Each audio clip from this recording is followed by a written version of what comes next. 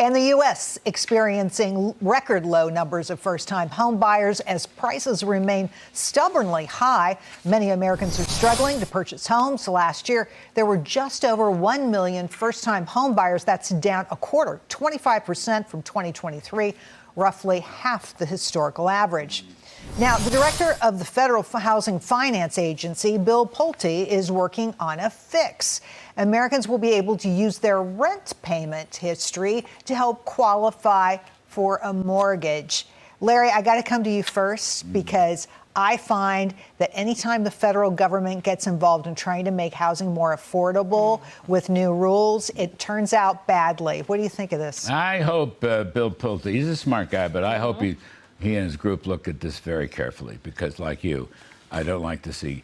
I mean, the problem, housing's been in recession for several years. We know that. Problem has been that inflation is faster than their income gains, all right? Prices rise faster than wages. That's been the problem. Now, that's changed in the past several months, and wages are rising faster than prices. That kind of real income is the solution to being able to buy a home. Right. Very important. That's the real solution. It's not all interest rates and other bells and whistles. It's the income factor. If a lender sees your history and what you're making, right, they'll help you. They'll help you. But the lender will do it, and the lender will take the risk. Not Fannie, not Freddie. I don't want to go through that again. I know Pulte is he's trying to be helpful, and of course President Trump wants interest rates down. If the Fed lowers rates, the chances are good that the mortgage rates will come down a point or so. Yes, I think that's true. That'll help, sure. But essentially, you got to have people making more money, and you got to have prices stable. We've got 6.67% on the 30-year fix. It's down for the week, down year over year. Brian, what do you say to federal intervention in the housing market? Well, I hate federal intervention in the housing market, but I agree with Larry's point. If you go back to 2021, if you wanted to buy a median-priced home, you needed an income of $79,000. Today, you need an income of $127,000. Your income has not risen fast enough to keep up with that. You know, we talk about interest rates. I just want to make a point on this.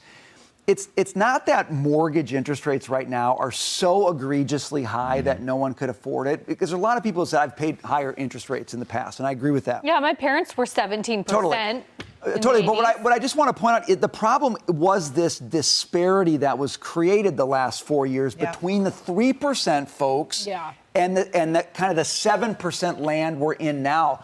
You do have to bring interest rates down a little bit to deal with that temporary problem. I'm not saying it's the total solution, but there is an interest rate arbitrage issue right now in our market that if you don't deal with, you're not going to free it up. There's that, but there's also high prices. Typically, when rates go up, the prices are supposed to come down. The prices really never went down.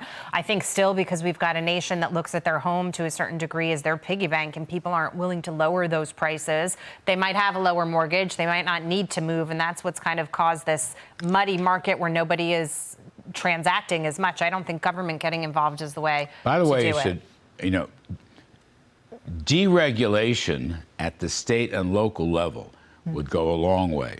Zoning laws, which more supply, put more supply.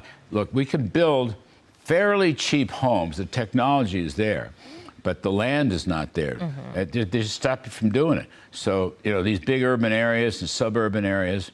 We don't have enough time to go into the left-wing socialist ideas behind them. But basically, the people running these municipal governments, right, they don't want you to build a home. They don't want you to drive a car. You know, the whole story. There's worry about climate change and all this stuff. If you put more houses on the market, prices will go down. That's why Burgum's talking about freeing up federal land. Oh, yes. The feds own a lot of land. I have questions about that, too. But we're not going to live in the middle of the Gulf of America. Right. We have to.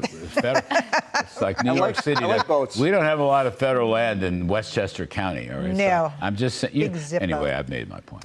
All right. Well, that was fun. Larry Kudlow, such a pleasure, my friend. Thank you. Always so good to see you.